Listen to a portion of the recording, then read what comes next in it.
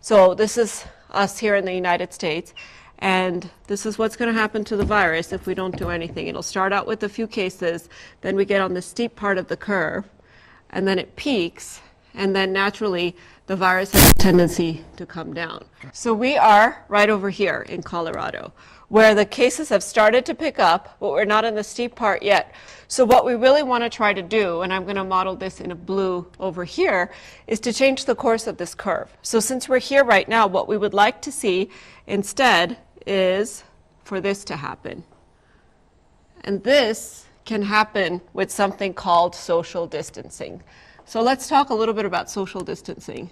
So social distancing is essentially changing your behavior so that you're avoiding situations where you have mass transmission of the virus, or events that we call super spreading events. And these are going on cruise ships. These are going to large crowded public places like big medical conferences or other conferences like South by Southwest.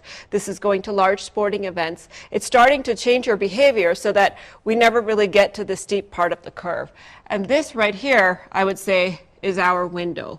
Because once we get onto the steep part of the curve, social distancing becomes less effective. Because the virus is replicating and spreading so rapidly. So many people have already been infected that the likelihood that social distancing will be able to flatten the curve significantly is less.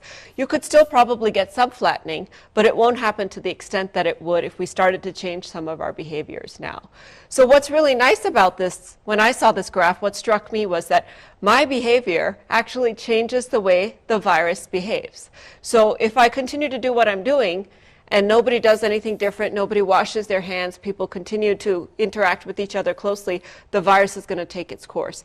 But if I make some small changes in my behavior now, it's going to lead to a whole different outcome, not just for me, but for our entire community.